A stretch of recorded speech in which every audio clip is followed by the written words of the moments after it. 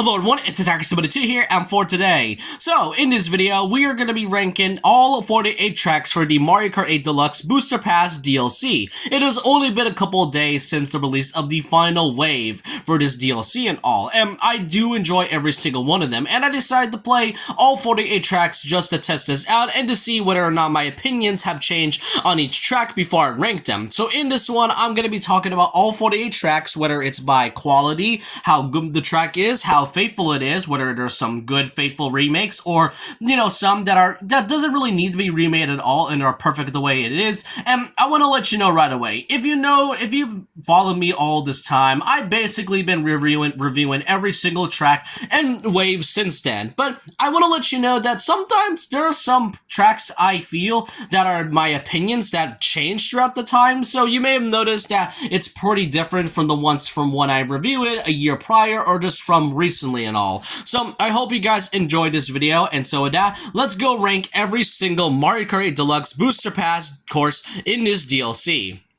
So here is all of the tracks that are in Mario Kart 8 Deluxe's DLC, and pretty much this is going to be ranked from all the way from the top of S all the way to the bottom of D. I haven't really done a tier list in a while, so this could be really refreshing since I haven't done this in such a long time. First off is the Golden Cup, which pretty much features our first tour track to be added in this DLC, Prairie's Promenade from Mario Kart Tour. I'm going to have to give this a B. It's a good starter track for it to be in the first DLC of all things, and really, I do really like some of the landmarks they managed to adapt into this course. Though, I kind of want to let you know right away that in terms of when it comes to its track-wise, visually, it can get a lot higher, but when it comes to its own track, tracking record and all, I do think that most of the tour tracks can be a bit of a hit or miss, which is why you might see some or most of these tour tracks being on the B, C, sometimes A, and there is a rare occasion where I might not put this in S tier at all.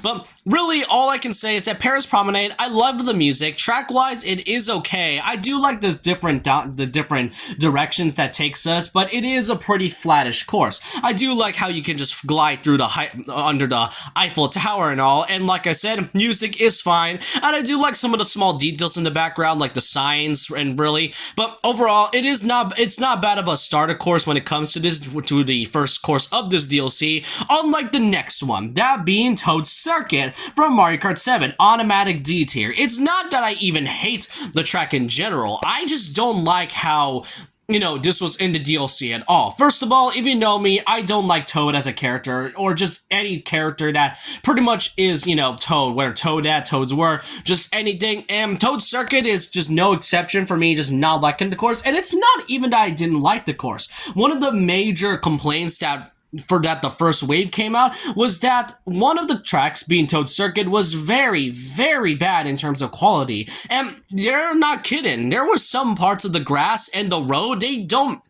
feel natural. They don't look good. And that's kind of another thing when it comes to the DLC. In terms of quality, there are some hit or misses when it comes to its graphics and quality on some of the courses too. And that's because when you put it on par with the original Mario Kart 8 tracks, you notice how very detailed and crisp some of the areas are, and some of the courses can be very noticeable when it comes to its small details. For Toad's Circuit to be exact, it definitely is one of the most controversial courses. And it's not even one of the reasons why I put this at D. It's also a very boring and flat course. I get that this was the course that introduced the whole gliding mechanic back in Mario Kart 7, but my question is, why put this as the second track of the first Cup DLC? It doesn't really make sense. Wouldn't it make sense to put Paris Promenade as the second course of the first DLC instead of just Toad's Circuit? Otherwise, it is a waste either way. Next up, Choco Mountain from Mario Kart 64. By far one of the most nostalgic looking tracks back in the 64 days,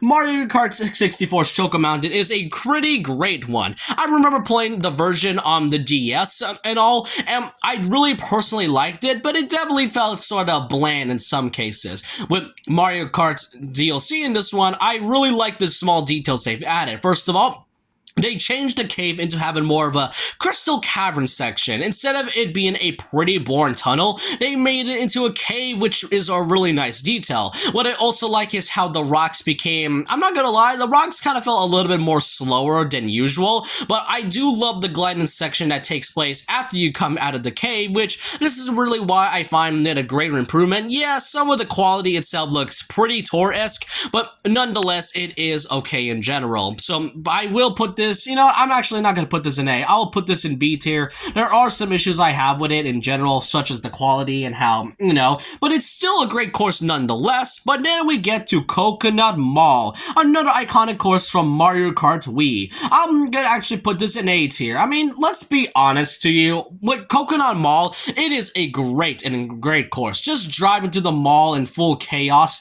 is one of the best things that I remember playing in Mario Kart Wii. However, what I really don't like, is basically the change to the Miis. I still don't get the reason why Nintendo is trying to get rid of Miis. They aren't really getting rid of them per se. It's more the fact that they just don't know what to do with them. They used to be part of the track when you get near the end of the finish line, since in the cars, but now they changed the Shy Guys. And keep in mind, I want to let you know, before there was a patch where the Shy Guys were able to do anything in the cars, before they just kinda we're just there with the cars intact and not doing anything with it, which is kind of why I wasn't really a fan of this one until they decided to update it with a patch update where the Shy Guys actually does something with the cars, making it a little bit more iconic. And overall, I mean, the music is still incredible. It's definitely meme worthy, but it's still a really fun course nonetheless. And now we move on to the Lucky Cat Cup, starting off with the first course of this one being Tokyo Blur, C tier. Like I mentioned with Paris Promenade, some of the courses, some of the tour ones to be exact, can sometimes be a bit of a hit or miss, and I do think Tokyo Blur is mostly misses with some hits. I do love the landmarks they do adapt specifically from Tokyo and all, but really the track-wise, it's kind of okay to me. It's mostly just, going into a same direction for the first two turns, and then the third lap, while you do go into a different direction, it isn't really much to say at least. All you may basically go is by going to a loopy-loop of a highway and then jumping off of it, but all I can say is that it is just an okay track in general. Yeah, you can tell that the first wave had some issues at first, but I am glad that they did improve it nonetheless after this wave to be exact, which is why in our next one, we're going to talk about Mario Kart DS's Shroom Ridge. I was genuinely surprised they added this back into it. And you know what? I do want to put this at around maybe the top of C tier or something, but really, Shroom Ridge, it's a really underrated course and all, but there really isn't much I can say about it. And unfortunately, it does have kind of the same problem as with Toad Circuit from Mario Kart 7, from the fact that some of the areas and some of the graphics in terms of the grass, the trees, and even the road feels so blocky in some cases, which is not really a good thing. At least it looks better, and driving by the cars feels like you're going on a road trip, which is why I really like this course in general, and I do like some of the shortcuts they added into this one, just to add some more variety into it. Next up is, unfortunately, I'm gonna have to put this at around a C tier, that being Sky Garden from Mario Kart Super Circuit. Now, here's the thing.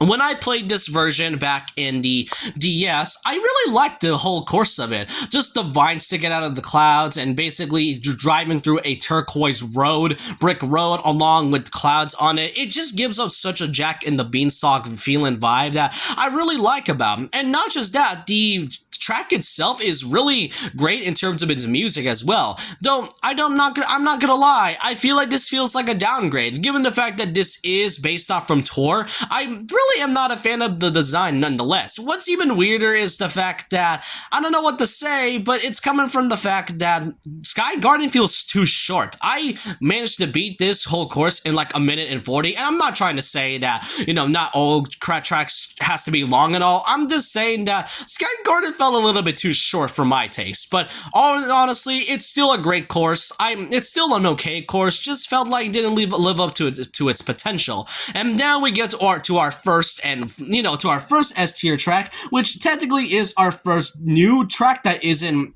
from Tor, which to be fair, it got added to Tor either way. that being Ninja Hideaway. Man, I love everything about Ninja Hideaway. The music is incredible. It slaps so hard, I will say. The dojo, going inside the dojo with the music obviously makes it really hype as well. And I love some of the things going in the background, like the ninja Shy Guys, the cherry blossom trees, the bamboo, the shurikens that was sticking out of the, the weird moving platform. Overall, it's still it is an incredible course, like a really incredible course in my opinion. And while Wave 1 may have its issues, I will say that Ninja Hideaway, they definitely cooked with this one here. And now that was pretty much the first Wave Cup. Now we move on to the second wave of this DLC. For the Turnip Cup, we got ourselves New York Minute, which is actually the very first Mario Kart Tour track that was added, that was first introduced and released after the release of the mobile game. What I really like about this track in general is that, first off, music is great, and seeing it in the nighttime cycle really is nice to look at, especially since there's a lot of tracks that look really gorgeous when it comes to it being nighttime. Now, like Paris Promenade, it definitely feels flat in some sorts, and just like with the other tour tracks, they change directions depending on how many laps you go through, and that by itself I do like. I also like some of the landmarks in this one, which unfortunately I really wished you can go through the Statue of Liberty, just like going by it like they did with some of the tour tracks, but I can see why we weren't able to do so. And then we move on to Mario Circuit, all from, I think, Super Mario Kart. I'm just gonna put this in D. It's a really flat looking course, and I get it, it's one of the first ones, which might which kind of might feel like a bit unfair, but at the same time, compared to the other tracks, I think this one deserves to be in the D tier. Next up, Calamari Desert from Mario Kart 64. I'm putting this in A tier. I like desert tracks in terms of Mario Kart, like most desert tracks to be exact, and why I really like about Calamari Desert, to be exact, is that they basically mix both elements of Mario Kart 64 and Mario Kart Tour. You basically go in a pretty straightforward lap in the first couple times, but then when you get to the third lap, you will go inside the tunnel while avoiding the train tracks while riding on the train itself. That right there is something that every Mario Kart 64 was planning, like that every old Mario Kart fan was doing, and the thing we actually get a mix of both Tour and 64 elements in this one is what makes this such a great thing. And not only that, I like the country music that is in this one. Same with Choco Mountain, I forgot to mention that as well. Then we move on to one of the most well-known courses by far, Waluigi's Pinball Automatic S tier. This is not biased nonetheless. I feel like many of us can agree that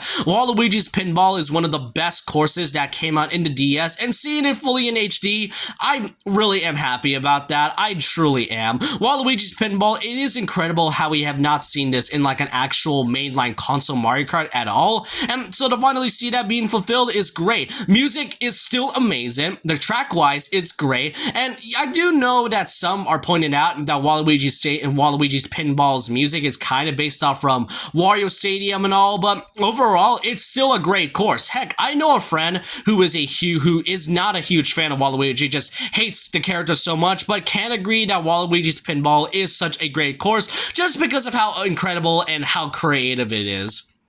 And then for the second cup, and then for the fourth cup that is in the second wave, being the Propeller Cup, we then go on to Sydney Sprint.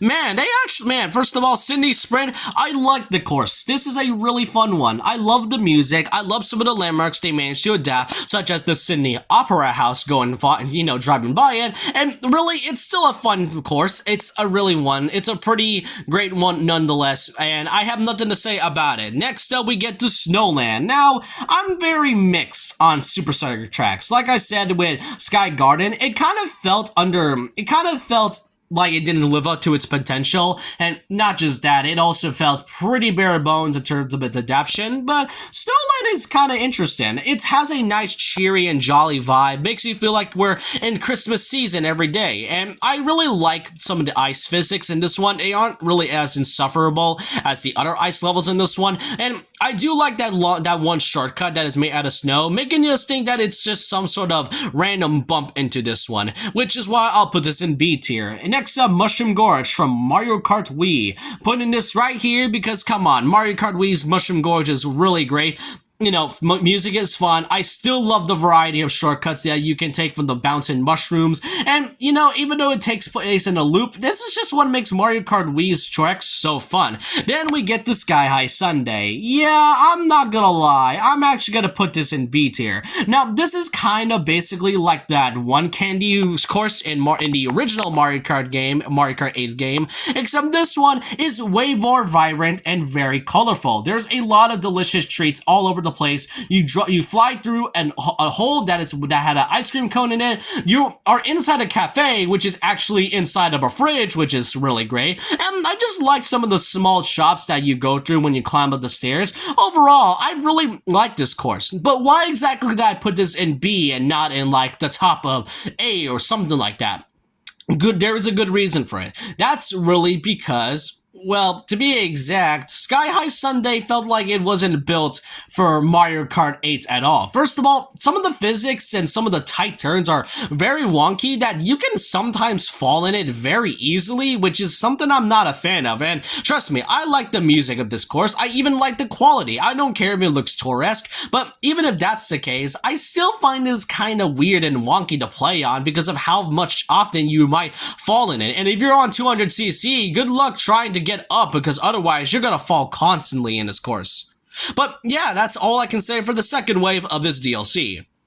Then we get to the third wave of this DLC, starting off with the Rock Mushroom Cup with London Loop. Now, just like Paris Promenade, I'm just gonna put this right here. I do like some of the player areas. I do like how we got Big Ben and the London Eye in this one, but overall, nothing really much aside from a pleasing aesthetic. And like I mentioned with Paris Promenade, it does change a few times in terms of directions as each lap goes by, but nothing out of the ordinary. For Boo Lake, however, I will put this at around a B tier. I really like how they change a lot of the Super Circuit tracks. You dive in underwater, there's a brand new shortcut that isn't just a bridge anymore. This was kind of a surprising change. They didn't really have to put that much effort to, but they did. Then we get to Rock Mountain from Mario Kart 7. I will put this in the A tier. It doesn't really need that much of a remake nonetheless. Yeah, the trees and the pipes definitely doesn't look polished. It just kind of looks like you see it from Mario Kart 7's Toad Circuit and all, but there really isn't much I can say to complain about. That's the only things I can complain, since Rock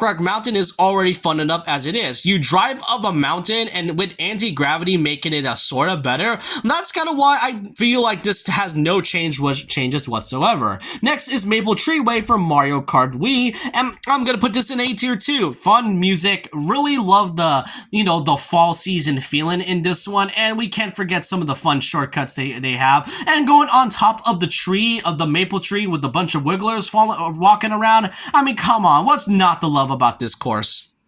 Next up is the Moon Cup, starting off with Berlin Byway, based off from the capital of Germany. Now, I know a friend who pretty much is, I know a friend who actually went to Berlin once, and you might want to ask him about that, really. But overall, I do like the pleasing aesthetic in this one. Music, however, I did not expect them to go this hard on Berlin Byway, and they absolutely did. I do like some of the landmarks they went through, and I do actually want to put this in A tier, depending if I'm pretty nice and all. But overall, I will put this in B tier. Next up is Peach's Garden. I will actually put this in B tier. Now, one of the biggest disappointments I had in Peach's Garden is the fact that why exactly remove the hedge maze? That was one of the funnest things back in the original DS game, and weirdly enough, they kept the same thing with the Wii one. So why exactly did they change the hedge maze into, actual hedge characters? Which, I don't mind, I don't mind the characters, being, it has hedges and all, but it definitely removes the whole challenge of going to a different maze. The only saving grace of this course, to be exact, is how in Peach's Garden, it takes you backwards instead of just going to the usual, same route, which I do really like. Overall, it didn't live up to its potential, but I do find that last lap to be pretty surprising. Next up is Merry Mountain, and I do think it's an A tier. I mean, come on. I mean, what's not to love about this? Gives you into the Christmas feeling, and while it is basically in a loop, man, it is pleasingly it is pleasingly visually good in terms of, you know, its aesthetics and its quality and all. I mean, you see a train that is coming by. It is basically jamming out coins like it's like Christmas presents and all. And you may have noticed some toads in the factory, which kind of reminds me that Toad's Factory is not in this entire DLC, but that I don't mind. Overall, it is great in general. And then we get to Mario Kart 7's Rainbow Road. Automatic S tier right here. I mean, it's still an amazing, it is still, if not one of my favorite iterations of Rainbow Road in a Mario Kart game. Just the everything about it, from the music to the track level, and especially going through different places that isn't just a Rainbow Road. You basically go through a space in general, from the moon to Saturn's rings, and you can basically see a few things in the background that makes it so great. And what's even better is that I'm not sure if it's just me, but I feel like the shining star is like hitting me in the eyes just because of how bright and beautiful it is. This is why I feel like Mario Kart 7's Rainbow Road is so good. And now that was it for the third wave. Our next one right here is the fourth wave, this time starting out with Amsterdam Drift, pretty much taking place in the Netherlands. I have nothing much to say about this, so I will put it in the B tier. For Riverside Park and Super Circuit, however, man, they definitely did not have to change a lot in this, but they absolutely did. Just like with Snowland, they really did a lot when making this. If you compare it to the original Riverside Park and then looking at it right now, there's a lot of things changing about it. First of all, you see a lot of walking piranha plants spitting out and blowing mushrooms out of their mouths, and then there's also from the fact how you can pretty much drive through a waterfall, which makes this really enjoyable. And then we move on to DK Summit for Mario Kart Wii, another banger of a Mario Kart Wii track being added, and there's nothing else I can say about it. Jaden shot out of a giant barrel cannon is still one of the funnest things I remember playing in Mario Kart Wii, and I really like how the different wood aesthetics changes from each area. And let's not forget about the snowboarding Shy Guys. They are such fun characters, really. And then we get to Yoshi's Island. I'm about to put Yoshi's Island at the very top of S tier. This right here is such a fan letter to one and two the Yoshi Island fans. What I like about this is how much fan service they put into it, and they definitely made everything faithful to Yoshi's Island in general. From basically the floating question mark with wings that are pretty much that gives out either hidden areas or hidden levels in general, the enemies in the background, the Yoshi coins basically replacing regular coins, and even having sound effects that also takes place from Yoshi's Island. And when you finish the course, you'll hear the iconic Yoshi Island level ending, which is such a great thing. This is why I feel like Yoshi's Island is one of the best new courses they've added in this one, and it kind of reminds me how very mid Yoshi's Crafted World was compared to, well, Woolly World in general. Next up is in the Peach. Next up is the Boomerang Flower Cup, that being Bangkok Rush from Mario Kart Tour. So when it comes to Bangkok Rush, at first it may seem slow, but then now you're suddenly driving and then trick shotting on boats on very thin water, and that's that. And then we get to some of the different paths that you can take, which leads to some very much replayability, and that's what I like about Bangkok Rush in general. Then we get to Mario Circuit for Mario Kart DS. Yeah, just like this, I'm gonna have to put this in D tier. Out of all of the DS tracks, why exactly is this being added? I know they changed a few things, but something about this edition just kind of feels so off to me, especially when there were other DS courses that honestly would have been better than this one. I don't know, like specifically Airship Fortress to be exact. That was one of my favorite ones back in the DS days, so I am a bit disappointed by this inclusion. Then we get to Waluigi Stadium, and I'm just gonna have to put this here, Waluigi Stadium. Waluigi is really just a great character, and to see two of his courses now being added all at once, we Waluigi fans are absolutely eaten. Not just that, music is still a banger to listen to. I like some of the spin-in fire bars, the fake cardboard piranha plants, and just everything about it. And then the last course for the fourth wave, that being Singapore Speedway. Wow, they absolutely went all the way into this one. I love everything about this course aesthetically and visually from the different laps, and since this course is technically very big, it's basically shortened down to one full one full direction before heading back to the very beginning. So very similar to, I guess, Mount Wario and such. And really, I like some of the landmarks they managed to adapt as well. And that was it for the fourth wave. Starting off with the fifth wave, that being from the Feder Cup, we got Athens Dash from Mario Kart Tour. In this one, I will give this around an A tier. I like this, so I like this whole area. I like the golden statue, the music is really fun, and you can go into some different directions if you want. Then we move on into Daisy Cruiser from Mario Kart Double Dash. Really, another great course to see. You go into different directions, and not just that, this right here is basically taking, place in a cruise ship, and what's better is that this is from the version in Mario Kart 7 where you either keep on going to the same path or go underwater in some sort of weird aquarium and whatsoever. And I just liked some of the different directions they went to in this, and I like the calming and relaxing, music in the background, making this pretty fun in general.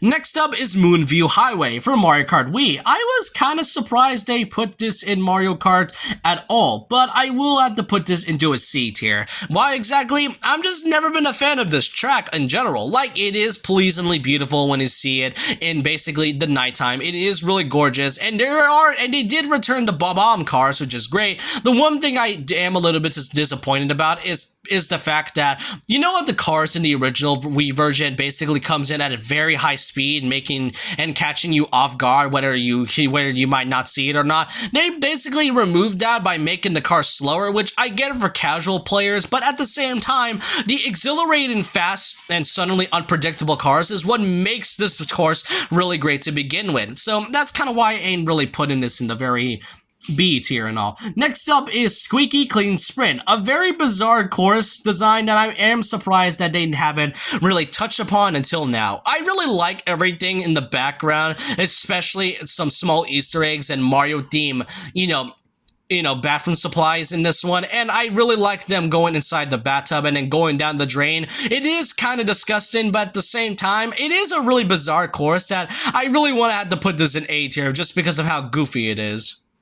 Next up is Los Angeles Laps from Mario Kart Tour. I really like this. I like how when you fly to the stadium, there is a small Easter egg to the Mario baseball games, which I hope Nintendo never touches that game again until after what they did with Mario Strikers Battle League. But what I really like about it is that I have been to California once, and I do really like how they managed to adapt some of the areas that came from Los Angeles in general. So I really like this for what it is, really. Then we move on to Sunset Wilds from Mario Kart Super Circuit. Unfortunately, the only Mario Kart Super Circuit track that I really wish they changed upon. You see, the main gimmick about Sunset Wilds is that as every lap you go by, it basically goes down to night, which is a nice detail, which weirdly enough, they removed it in this version. Heck, Mario Kart Tour's version managed to keep the sunset part by making it turn into nighttime, so why did they exactly remove it in this version as well? I have no idea why, and it's genuinely one of the most disappointing ones by far. I do like the Shy Guys coming in the background and dancing to the music, kind of like what they did with Shy Guy Falls in, the Flower Cup, but still, it's such a disappointing thing how they remove one of the biggest gimmicks in this whole track, which defeats the purpose of what it's really called. Then we get to Koopa Cape. It's really fun. I like this. I know I'm pretty much being biased at this point from the fact that Mario Kart Wii has a lot of great tracks, but can you really blame me? Mario Kart Wii has some really great and creative tracks that Koopa Cape being one of them is no surprise whatsoever. And really, music is fun. I like the fast-paced motion in the river, and going underwater along with the music changing to a more sort of ocean-like feeling is really, really great to hear. Then we get to the last one being Vancouver Velocity, taking place in Canada. Here, I'm about to put this in B tier. I like some of the areas they did manage to, adapt. I know I pretty much repeatedly said that, but that's kind of what most of the tour tracks really are. They mostly managed to adapt a lot of the landmarks from those specific tour tracks and all, and really, I really like something, and really, I just like it when it's nighttime as well. I do like the bridge, the suspension bridge they managed to, put in this one, despite my fear of heights. And that was it for the 5th wave. Now we get to the last wave of this entire cup. Starting off with the first cup, or first course in the last cup, being from the Acorn Cup, Rome Avanti. I like Rome Avanti. I think I've already stated my opinions on why I've stated it, so I'm not really gonna say much about it, aside from the fact that I liked how you drive to the Colosseums, along with the Chainchomp being there, which kind of pretty much shows how battles were taking place back in the day, which I do appreciate. Then we get to DK Mountain from Mario Kart Double Dash. I like this course. I like the mountain, make it be a little bit more intimidating, and I really don't know what else to say about it other than the fact that I do wish the ramps were a little bit more bumpy, and going down the mountain feels a little bit more like you're running away from a mountain exploding. Then we move on to Daisy Circuit, another surprising one, which a surprising choice, but I will put this in B tier for reasons. And we get to Piranha Plant Cove, which is the last new course that was added, which unfortunately means Piranha Plant Pipeline is never going to be added at some point, which is a shame, but I will put this in B tier. I love the water. I love how this takes place mostly in underwater, which is something that most course has been lacking, which aside from a few ones like Water Park, but something about Piranha Plant Cove is really great, from the temple feeling, from apparently I did not know they were called unagis, which I thought they were just moray eels, but that's just really what, but hey, I tend to make mistakes sometimes. And then we move on to the last course of the time, that being from the Spiny Cup for the first one, that being Madrid Drive, taking place from the capital of Spain. I do like how you go to the soccer field and see the Goombas on the shoe kicking soccer balls or football back and back. That's a nice detail, but just like what I said with Paris Promenade and some of the past few Mario Kart Tour tracks, it is pretty simplistic and kind of flattish and all.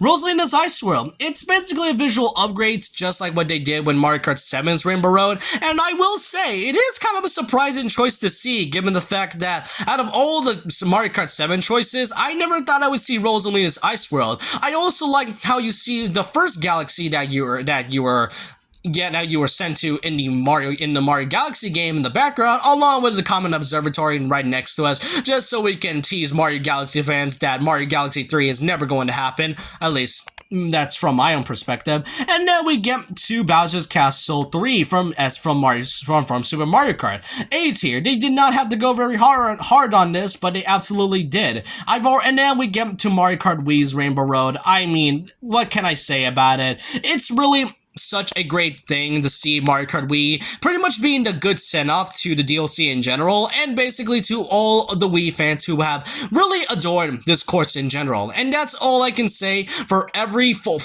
course that is in the DLC Booster Pass for Mario Kart 8 Deluxe. I hope you guys enjoyed this video. I know I've been rambling on and repeating myself from time to time, but all I can say is that despite my issues with it, I still enjoy some of the courses that are in here, except for Toad Circuit. I'm never ever gonna like Toad Circuit in this whole thing. But let me know your thoughts and opinions down below about this. Which do you think is the best Mario Kart DLC track that was added? Which out of the 48 cups is your personal favorite? What are your top 10s and all? If I have to say my top 5, it's either one of the few Rainbow Course tracks, but that's all I can really say about it for now. And so with that, leave a like, comment, subscribe, hit the notification bell for more videos, follow me on Twitter, and I'll see you guys next time. And remember this, once a legend, always a legend.